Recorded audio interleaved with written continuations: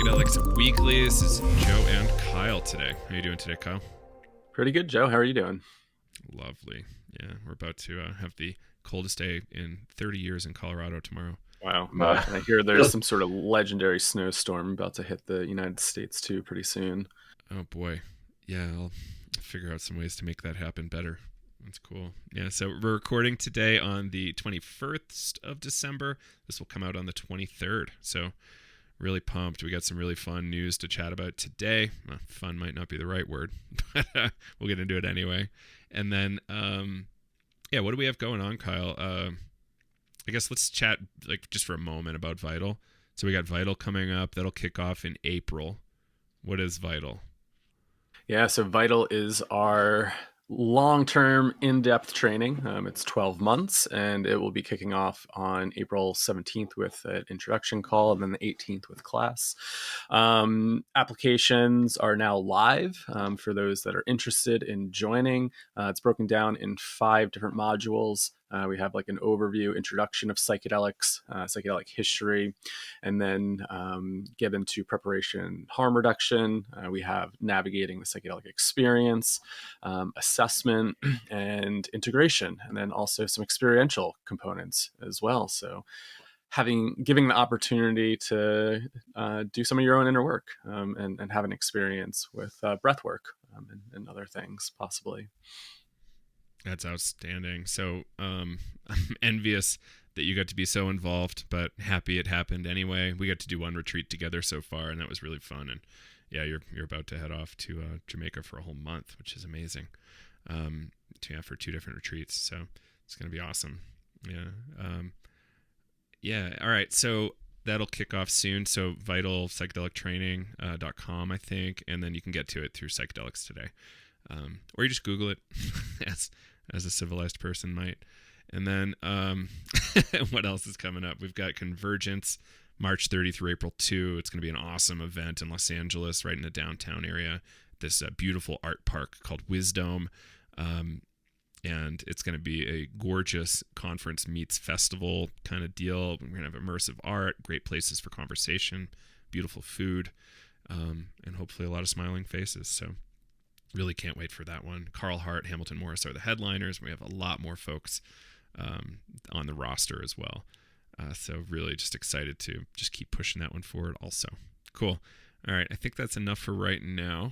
And what else do we have to chat about? So maybe let's talk about Colorado first. So there was a new article. Well, it looks like a continually updated article at 5280.com. Talking about the recent bill, Prop 122 in Colorado, where we're working towards legalization. And right now we've got effective decriminalization. Last week, David and I talked about 2 cases being dismissed in Denver. It's a really big deal. It was it could have carried a really serious penalty for both of these folks. And they were looking at both felony charges, right? Yeah, with a lot of time. I heard upwards of somewhere 8 to 20 years, maybe more, for fucking mushrooms. Yeah, so both dismissed. Yeah, so it's a big deal. So the title of this article at 5280 is "Big Questions Surround the Rollout of Psychedelics in Colorado" by Chris Walker. It was most recently updated on December 16th, so a week old, but it's still pretty up to date. And it talks about a lot of the controversies, a lot of the things that need to be done. Have we really talked about it at length, Kyle? This Prop 122? We chatted, I think, on the other Psychedelics Weekly that I was a part of. That's right. Yeah, I don't know about in depth, but we maybe high level. Yeah. Right. So, just digging into what it is, there's this big decriminalized frame now that's implemented as soon as the governor signs it into law, which I don't even think has happened yet. I was told it was going to happen around late November. I haven't heard word yet that it has happened. I'll be tweeting and posting all about it once it is. But we're already seeing cases dismissed regardless. So amazing. And that's around psilocybin, psilocin, DMT, mescaline, and ibogaine. The mescaline category excludes peyote, which I think is really important. And then the governor will appoint, people have to apply, but the governor will appoint a advisory group that'll be steering the state's position here towards, what are we actually going to see implemented. So this group will be, working really hard and have like a really great background to help us implement effectively commercially legal psilocybin products and services, which is amazing. And then after they do that, the advisory group gets to decide if they want to implement DMT, ibogaine, mescaline into a clinical frame as well, a pseudo clinical frame, right? Because you don't need to be a clinician to do this stuff in this frame. Yeah. So there's a lot that needs to be figured out. So one of the biggest controversies, Kyle, is that there was a lot of out-of-state money put in to this to help it pass.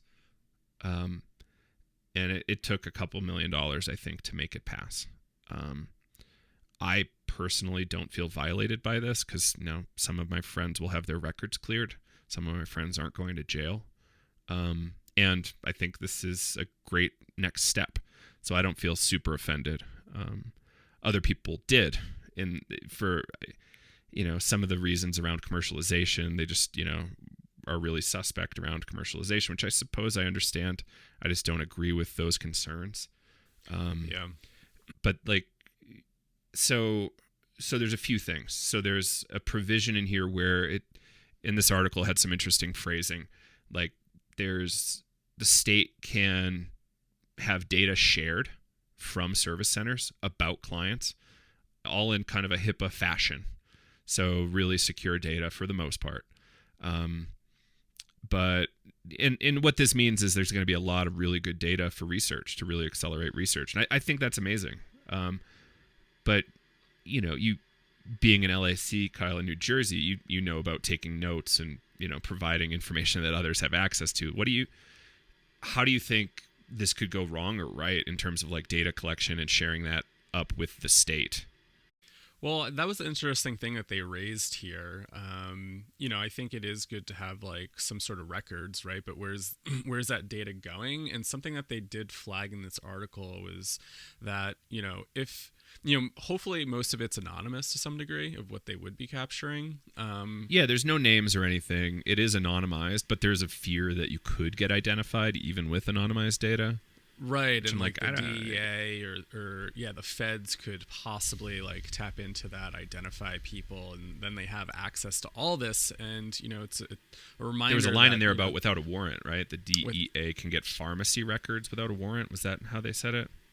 It was along those lines. They were comparing it to like the registry with like opioids, but. I mean, that's really interesting to like think about because it's still federally illegal, right? And that's the tricky part with, states coming to do their state legal thing.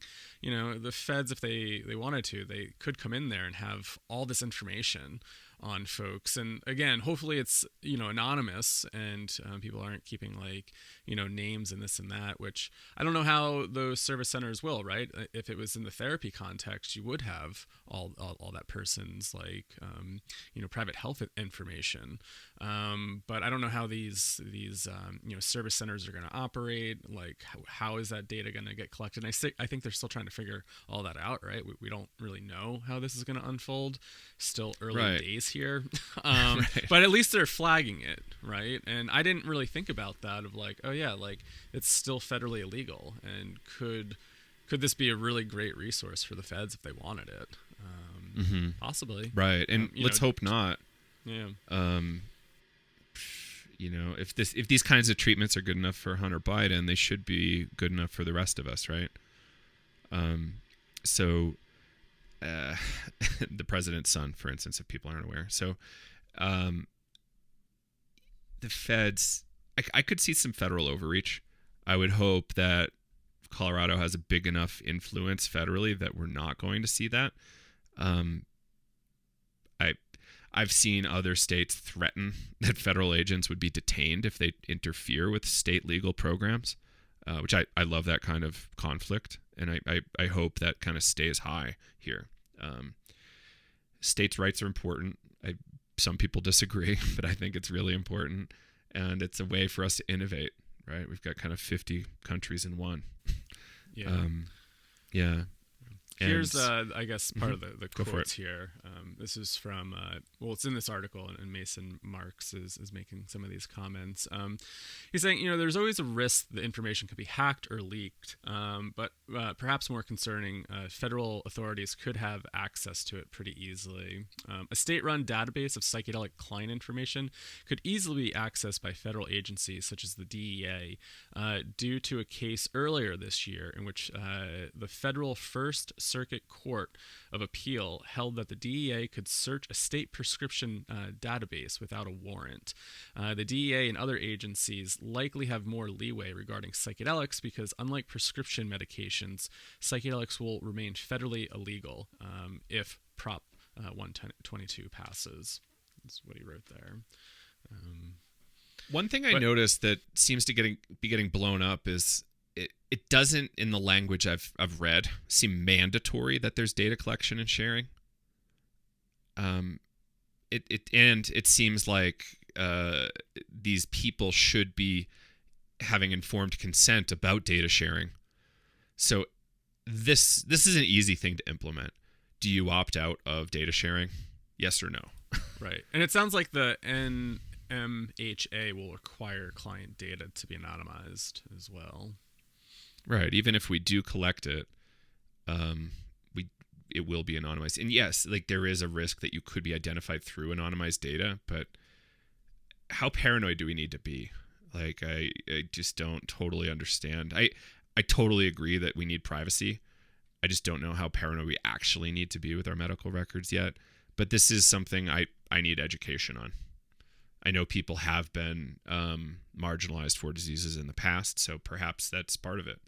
I think if we're going in a clinical frame, we should treat this like a normal medical thing, and HIPAA rules apply here. Maybe we need some sort of state-level HIPAA if this doesn't qualify for HIPAA.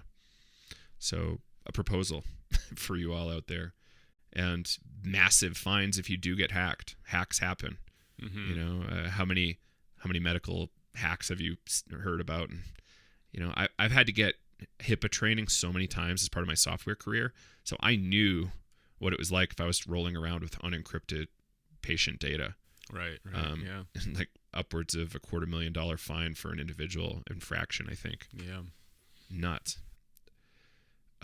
So are we doing medical? Are we not doing medical? And then how do we bridge in religious here and community use? And I do agree with some of the sentiment here that community use is going to be important. The decrim frame is always going to be important because people will be regularly priced out of these other services, or maybe you don't want to go trip in a strip mall. Right. Yeah, I think that's the last place I'd want to be doing that at. Yeah, and it sounds like they did kind of bake in this community healing practices, and it sounds like from the bill, it's saying the caveat that in community healing practices will need to adhere to restrictions listed under the NMHA's decrim provisions. For instance, a healer outside the state overseen system cannot sell mushrooms or other psychedelics to clients, engage in paid advertising, or give away psychedelics as part of their business promotion. Interestingly, though, while addressing what's permitted in community use outside the state legal program, the NMHA does allow for, quote, bona fide harm reduction services, bona fide therapy services, and bona fide support services. So it sounds like you may be able to kind of, do this thing that some folks say, oh, if you come to my office, if you're already taken the substance, then, I can offer you a therapy service. So it sounds like that could reduce those potential liabilities if you are engaging in that practice. But I guess we'll see as things unravel here and the bill goes into effect and it starts to become reality. Right. It's kind of exciting. Super exciting. So people just need to stay informed, stay active. Don't let your conspiracy thinking go too wild here, because that's running rampant in Colorado. And how can we work together to make sure all of these frames keep working? Mm-hmm. Yeah. Like you can roll around with a pound, or maybe a lot of this stuff still needs to be tested in court, right? So can you actually get pulled over with a pound of mushrooms in your car and they don't do anything? Yeah. Somebody eventually will test pilot that case in the state, and we will see what judges choose to do, right? Yep. In Justice Department. So probably enough on Colorado for now, unless you have anything else you want to jump into on this thing. There's just one other interesting point to just maybe highlight for all the folks in Colorado. Just again, coming back to like federal laws around being on federal land, thinking like going to, parks, right? Since that's all on federal land, that will still remain under federal law there. So, just something to be aware of, that, when you are on federal property, those federal laws still apply and kind of outside that state law. So be careful, folks, if you're planning on going on a nice mushroom hike somewhere and, the park rangers are around. Right. Just, eat it all. Don't carry more than you're willing to eat, I guess. Or just don't do it. Right. And this is one of the paradoxes and weird things at Burning Man 2. You're in a state legal state in Nevada for cannabis. And because you're on federal land, BLM land, the federal rangers can scoop you up. No problem. Yeah. So this is not just a Colorado problem. This is a big problem elsewhere too. Mm-hmm. But there are protections for you eat it in a private place, and then you can also be in a public place. Right. So you can eat it somewhere publicly, and then you're okay to be in a state park, town park, things like that. Right. Yeah. And this article did go over around, like, I don't think there's really laws that are saying you can't be publicly intoxicated. Just they were unsure how they're actually going to enforce that. Right. So, like, again, if you did ingest something off that property, you didn't have anything on you, could being under the influence count, and I guess we don't know yet. Exactly. Again, it needs to be tested in court. It needs to be probably tested in a few courts before we really have a firm answer here. So things are in flux. This is just how it rolls. Yep. And I think you're bringing up court, the other point that I think a lot of people may be concerned around is personal use, and what is the limit for personal use of, like, having that in your possession, and mm-hmm.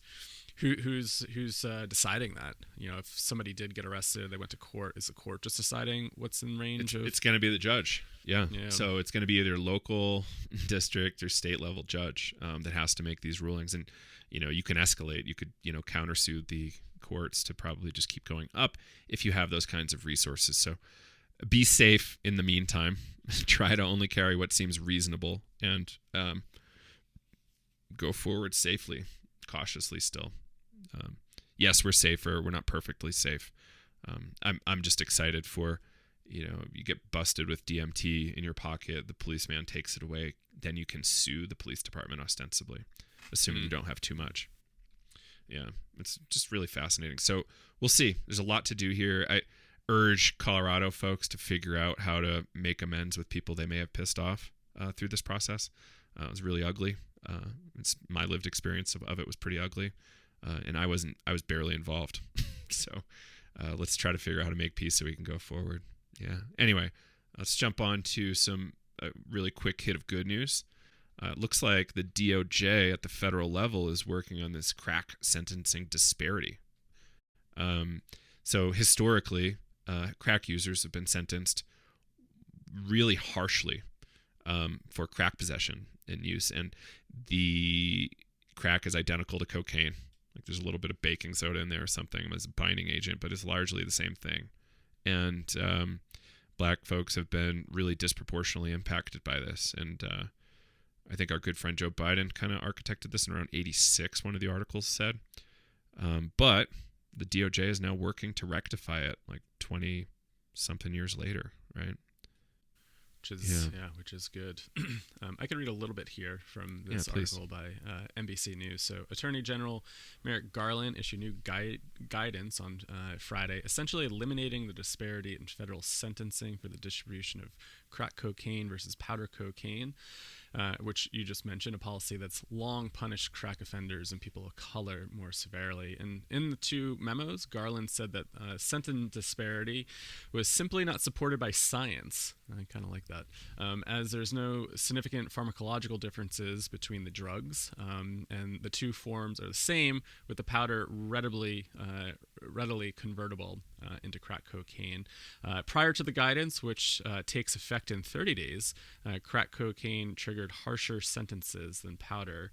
Offenses involving 500 grams of powdered cocaine carried the same 5-year mandatory minimum prison time as offenses involving 28 grams of cocaine. That's huge difference. 28 grams versus 500 grams. Wow. So yeah. So I think that's all for this one. So progress, it's still not perfect. Like, people still will be going to prison for possession. Not great, but movement in the right direction. And for folks who don't know, listen to our old Carl Hart episode, and we've done plenty of rants on the drug war in the past. Right, Kyle? Yeah, and it sounds like they are trying to maybe cut down a little bit on mandatory minimum sentences. So they're also trying to do some quote, individualized assessments in charging and sentencing based on facts and circumstances of each case. This includes cutting down on the proliferation of mandatory minimum sentences, and so reserving them for situations in which they pose a danger to the community or harm to others or other considerations. So, for the general user that gets caught, who may need, some other support, and maybe some like rehab services, that'd be great not to carry that minimum sentencing for their possession. Yeah, I'm starting to think we need to do some education out there on mandatory minimums. It's a really big deal. And I've got a couple minutes left here, Kyle, but let's dig into this article from Lucid. Ooh, it's a couple minutes to try to dig into this lengthy article. We'll do a little high level. So, this is on Lucid, and is the high cost of psychedelics therapy worth it? And so, it really breaks down how much time, money goes into psychedelic therapies. And so, they're saying around 3 MDMA-assisted psychotherapy sessions will cost roughly $11,500. And, will people, have this long-term benefit, right? Like, there has been the studies that's saying around 67% of people, 67% of the participants get that benefit. But people do go in remission a little bit, and so more research is needed to see the long-term benefit of psychedelics, and that's what they're suggesting here, and then also comparing it to ketamine. So here's possibly some, obviously a much different substance, shorter acting, but comparing it to real-world scenarios of here's something that went through the pharma play. You have ketamine that's really dirt cheap, and then you have Janssen Pharmaceuticals come on board and create S-ketamine, and charging lots of money for it. And insurance will cover that, but here in the article they're saying Spravato involves repeated administrations of the S-ketamine and comes with a sticker price of $32,400 a year. I was trying to look up some additional cost per dose with S-ketamine, and I think it ranged anywhere from like $800 up to like $1,000, $1,200 a dose. Pretty pricey. So is it going to be worth it? I mean, we talk about this all the time, just around accessibility. Most of the resources are going towards the therapist, right? I think in this article they said around 90% goes towards the therapist's time. And this is very lengthy work to be doing. So, it makes me wonder, going down this medical route, it is going to be very pricey. It's going to be very inaccessible to a lot of people, versus maybe some of these community models where you do where you do more group work, and might help cut down on the cost. And Yeah, it's an interesting thing that we're going to have to kind of explore as this comes online, as MAPS completes their clinical trials, and if it gets FDA approval. They're also talking about the cost of MDMA could range anywhere from $1 to $20 per milligram. So what are those doses? Usually, that first dose is around 100. That could get expensive. Yeah. It could be 120 plus boosters, right? Yeah. So, if you're charging $20 a milligram, I forget what number they said here, around like up to $800 to $1,000. Right. And so I kind of take issue with the title of the article. Is the high cost of psychedelic therapy worth it? What's your alternative? Right. It's suicide. Hoping therapy can help you get back, to life. When somebody's been working on their issues for 20 years, like how can you ask that question fairly, right? Yes, we do need to think about this, and the cost is a big deal. The title just seems broken to me, and assumes it's a luxury, right? It shouldn't be a luxury. This should be very available. We need to work towards making it cheap. Again, this is why we need the underground to help balance all of this. And we are, no doubt, just like in cannabis, we are going to see industry try to push out the black markets, black and gray markets. So we just really need to stay strong, work towards safe supply, get a lot of people trained, and people are compassionate for each other. So we are going to see a lot of really good, compassionate care for each other. But yeah, I think, Kyle, this probably deserves a much longer episode. Maybe we can get the author of this. Did you meet this guy?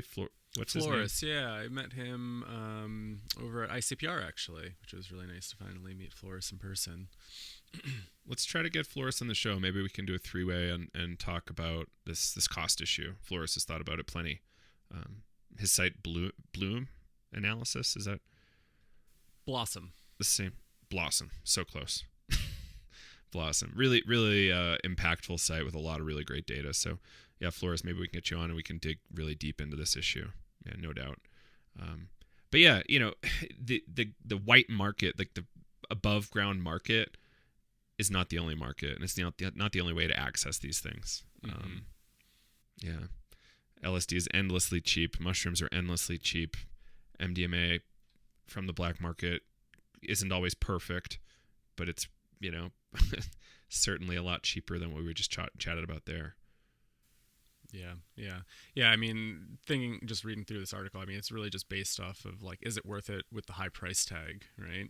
For some people, getting some sort of treatment that really changed their life, that's probably well worth it. But for those that do go back and maybe don't have very nice experiences or healing experiences, or brings up more difficulty, maybe not. But again, as you mentioned, like, this is why I think we need a diverse ecosystem where, services exist right outside the medical model. So, I mean, that's what makes me excited about, Oregon and Colorado, kind of opening up. I guess we don't know what the price of treatment's going to look like there, but, it might be cheaper than something here in the medical model that's through FDA approval. And then, the question of insurance, right? Will insurers back this type of treatment? And the question is, we don't know yet. And so, I guess we'll see how things unfold. That's right. And let's stay active. Let's try to keep working towards accessibility and be inclusive here of many approaches. Just because you might not like somebody's approach doesn't mean it doesn't work well. And yeah, you're right. There are somewhere between 20 and 30% of people going through MAPS clinical trials still will score as having PTSD. So yeah, but is 1 in 5, like, what kind of odds are you willing to take to be able to be a good parent again, be a functional, helpful parent? And I think that's the angle here. Like, how do we want to think about that? And but there's so much depth here. So yeah, if if you don't like those odds, 80% odds or whatever it is, 70% odds, like, you've got to really just work through. You know, just thinking about like convulsive therapies for you. Yeah, just thinking about like is it worth it? Just kind of got me thinking just around like, you know, media headlines, just kind of like selling it as like a one-time cure type of thing, right? Like people have these really transformative experiences with only a few doses, and you know, the reality is that people, you know, this is an ongoing process with any sort of type of work, right? And you get better, you probably feel really well, you get different perspectives, you climb that mountain, you feel good, and then, you know, you get back into the valleys and peaks again. But at least maybe you have a new perspective of dealing with some of those challenges in your life. And so, you know, it's like that, I think it was Dennis McKenna kind of challenging that quote about hanging up the phone, you know, when you get the message, hang up the phone. And Dennis was like, well, I don't know. Like, I still like to pick up the phone and talk to my teachers every once in a while, right? When things get tough, you do need support, right? And it's like, you know, these medicines aren't going to, you know, completely heal you. You know, life is going to happen. You're going to get beat up again, right? Like life is going to, you know, kind of unfold in the way it does. And, you know, we have these tools and techniques to help us along the way. So healing's not always a clean, straightforward process either, right? No. It can be very messy. Yeah. Very, very messy. And a lot of backward movement, a lot of forward movement, a lot of spinning around, being confused. Yeah, some of the rhetoric on Twitter makes me think everybody thinks this is all just should be a very straightforward process. The psyche is never straightforward. Human life is never straightforward. So why would this? This is life amplified. So it's a ride. Anyway, I think that's it for now, Kyle. Thank you, everybody, for tuning in to this episode of Psychedelics Weekly. Sorry it was a little short, but we'll be back with you next week. I think Kyle and I are planning to do the next episode together again, which is going to be fun. Cool. And we'll try to bring you a full hour next week. Yes. All right. Thank you, everybody. Take care. All right. And reminder, Vital's coming up. Check that out, Vital Psychedelic Training, and also Convergence. You can find info, both of those, at psychedelicsa.com. All right, everybody. Take care. And until next time, see ya.